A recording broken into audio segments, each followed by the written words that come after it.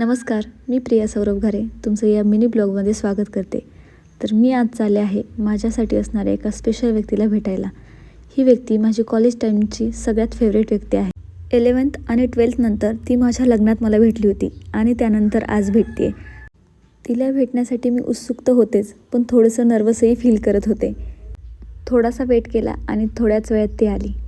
तिला पाहून मला काय रिॲक्ट व्हावं हेच कळत नव्हतं. मी भावूकसुद्धा झाले होते आणि खूप दिवसांमधून भेटल्यामुळे आनंदही खूप झाला होता. खूप प्रेमाने आम्ही एकमेकींना मिठी मारली आणि आम्ही पुढे जायला निघालो. दिवसभराचं खास प्लॅन काही ठरलं नसलं तरी आम्हाला सुरुवात मात्र बाप्पाच्या दर्शनाने करायची होती. त्यासाठी आम्ही गेलो होतो दगडूशेठ गणपतीच्या दर्शनासाठी. तिथे गेले इतकं प्रसन्न वाटत होतं की मनाला एकदम शांतता वाटत होती. बाप्पासाठी दुर्वा आणि फुलं घेतली आणि आम्ही मंदिरात जायला निघालो.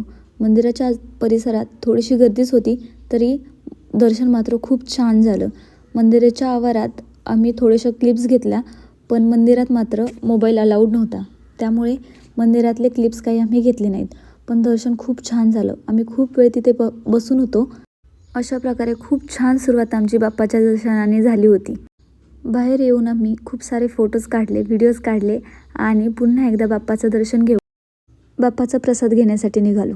मंदिराच्या समोरच बाप्पाचा प्रसाद म्हणजेच मोदक मिळत होते. तिथे जाऊन आम्ही मोदक घेण्यासाठी थांबलो.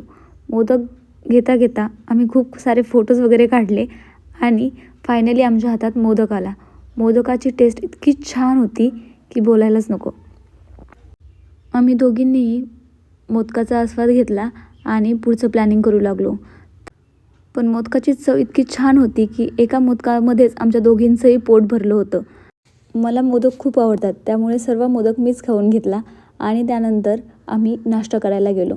मी बसले होते तोपर्यंत सेजल नाश्ता घेऊन आली. आम्ही नाश्त्यामध्ये डोसा आणि पावभाजी मागवली होती. खूप सारे तिथे फोटोज वगैरे काढले, खूप साऱ्या गप्पा मारल्या आणि पुढे काय करायचं याचं प्लॅनिंग करू लागलो.